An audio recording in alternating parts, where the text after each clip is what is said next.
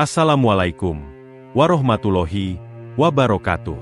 Sahabat Mumtana, sebelum menyimak kisah cerita hari ini, saya sarankan untuk menulis sholawat kepada Nabi di kolom komentar. Semoga sholawat kita menjadi penolong kita kelak di padang mahsyar. Kami doakan semoga kalian mendapatkan rezeki yang barokah dan diberi kemudahan oleh Allah Subhanahu wa Ta'ala dalam menjalani kehidupan sehari-hari. Toledo, kota tuanan indah di Spanyol, tengah menjadi sorotan nasional. Aula megah gereja Santa Maria, yang biasanya sunyi dan penuh damai, kini riuh dengan sorak-sorai penonton dan kerlap-kerlip kamera. Acara debat antaragama diselenggarakan besar-besaran dan disiarkan langsung ke seluruh penjuru negeri. Di tengah acara, naik ke mimbar seorang pendeta senior bernama Pastor Miguel. Ia dikenal luas karena keberaniannya menyerang agama lain tanpa tedeng aling-aling. Dengan nada tinggi dan sinis, Miguel menyebut Islam sebagai agama tertinggal, penuh kekerasan, dan tidak relevan di zaman modern. Ia mencemooh ibadah haji sebagai ritual barbar yang tak beradab. Penonton sebagian tertawa, sebagian terpana. Namun ketika Miguel mengeluarkan selembar kertas kecil, potongan Al-Quran, dan merobeknya di depan umum, suasana berubah drastis. Tindakan itu bukan hanya penghinaan, tapi provokasi terbuka. Semua hadirin terdiam. Tidak ada yang berani melawan. Namun dari sisi ruangan, berdiri seorang pemuda bernama Umar, mahasiswa asal Indonesia yang selama ini tidak dikenal siapa-siapa. Dengan suara tenang tapi penuh keberanian, ia berkata, "Saya akan menjawab tantangan Anda." Semua mata kini tertuju padanya.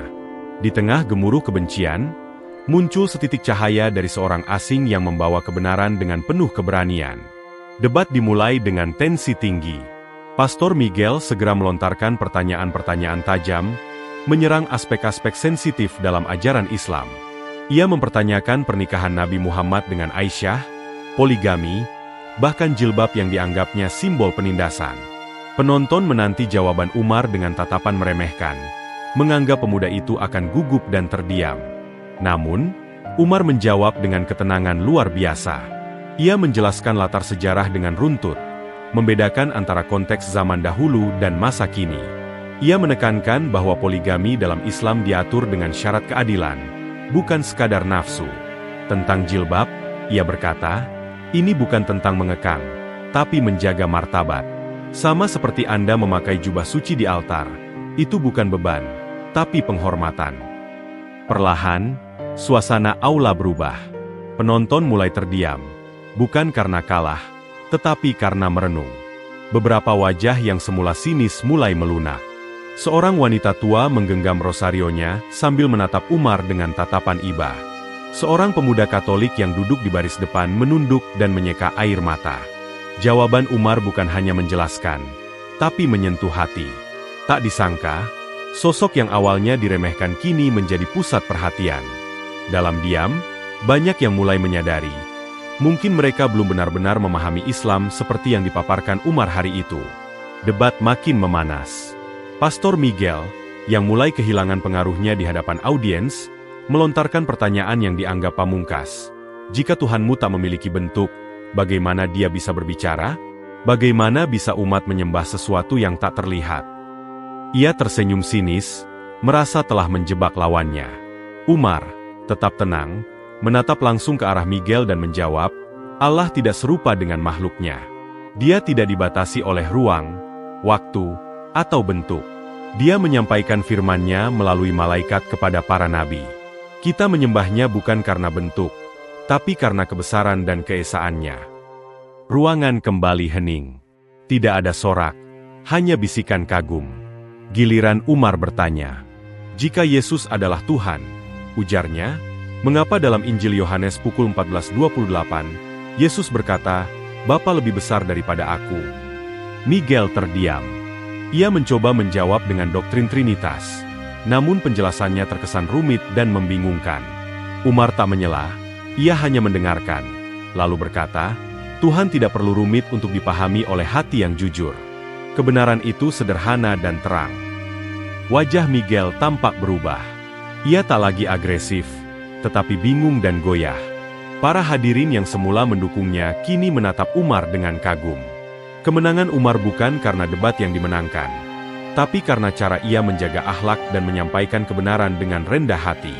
Saat itu, tak hanya argumen Miguel yang runtuh, tapi juga keangkuhannya sendiri.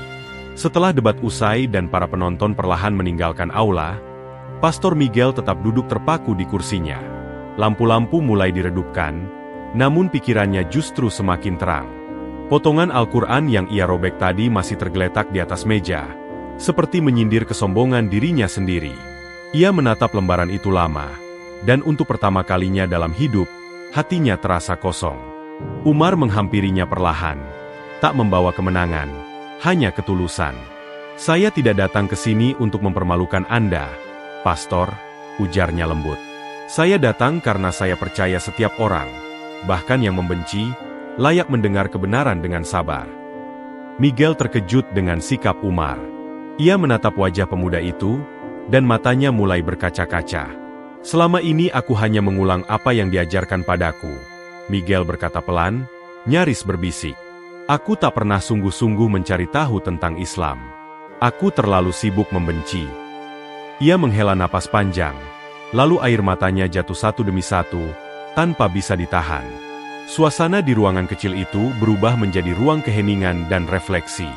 Tidak ada sorakan, tidak ada kamera, hanya dua manusia yang saling melihat sebagai sesama pencari kebenaran.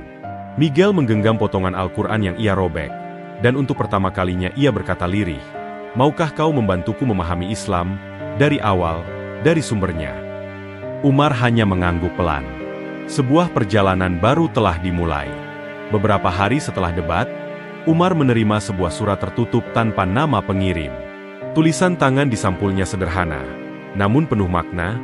"Temuilah aku malam ini di ruang doa kecil belakang gereja." Umar tahu siapa pengirimnya. Tanpa ragu, ia datang tepat waktu. Ruang doa itu sunyi, hanya diterangi cahaya lilin. Di sudut ruangan, Pastor Miguel duduk dengan wajah letih namun penuh harap. Saat melihat Umar masuk, ia langsung berdiri dan memeluknya. Bukan sebagai lawan debat, tapi sebagai saudara yang lama tersesat. "Aku tak bisa tidur sejak hari itu," kata Miguel lirih. "Setiap kalimatmu mengganggu pikiranku. Tapi bukan karena kau mengalahkanku, melainkan karena kau membuka mataku." Ia mengambil lembaran Al-Quran yang sempat ia robek, yang kini disatukan dan direkat kembali. Tangisnya pecah. "Aku merobek firman Tuhan, dan kau membalas dengan kelembutan." Umar menatapnya lekat-lekat. Kalimat syahadat mudah diucapkan, Pastor. Tapi menjaganya adalah ujian seumur hidup. Kau siap? Miguel mengangguk pelan, namun tegas. "Ini bukan keputusan karena kalah, tapi karena aku menang, dari diriku sendiri." Malam itu, di ruang kecil dan sepi, Miguel memohon untuk diajarkan Islam dengan benar. Ia tak ingin hanya berpindah keyakinan, tapi benar-benar memahami. Ia memilih nama baru, Yusuf Miguel, nama yang ia yakini lebih dari sekadar identitas baru, tapi awal dari hidup yang benar-benar ia pilih sendiri. Hari Jumat itu, langit Madrid tampak cerah. Di sebuah masjid kecil di pinggiran kota, suasana berbeda dari biasanya. Jamaah berdatangan bukan hanya dari kalangan Muslim, tapi juga tokoh lintas agama, mahasiswa, jurnalis, bahkan tetangga sekitar yang penasaran. Kabar tentang seorang pendeta yang akan mengucap syahadat menyebar cepat, dan semua ingin menyaksikan momen langka itu. Di tengah kerumunan, berdiri Yusuf Miguel, dulu Pastor Miguel, dengan wajah tenang namun matanya berkaca-kaca. Ia mengenakan gamis putih sederhana. Di sebelahnya berdiri Umar, sosok yang telah membimbingnya dengan sabar. Ketika Yusuf mulai mengucapkan dua kalimat syahadat, ruangan menjadi senyap. Takbir pun menggemas ketika setelah ia selesai, diiringi tangis haru dari banyak yang hadir. Ibunya, yang duduk di barisan belakang, menangis terseduh. Meski hatinya masih bingung menerima keputusan sang anak, ia mendekat dan memeluk Yusuf. "Kami tetap mencintaimu meski kau memilih jalan berbeda," ucapnya lirih. Yusuf menjawab dengan lembut, "Dan aku mencintai kalian lebih dari sebelumnya. Tapi hari ini aku memilih cahaya yang selama ini kucari." Media meliput, namun Yusuf tak mengejar sensasi. Ia hanya ingin hidup dalam kejujuran, dalam iman yang ia yakini. Bagi Umar, ini bukan tentang membalikan keyakinan seseorang, tapi menyalakan lampu dalam hati yang tulus mencari. Kisah mereka menjadi pengingat bahwa hidayah bisa datang dari jalan tak terduga, bahkan lewat debat yang awalnya penuh kebencian. Hari itu, cahaya Islam tak hanya masuk ke dalam hati Yusuf, tapi menyinari banyak hati yang hadir, dan menghapus batas antara keyakinan dan kemanusiaan.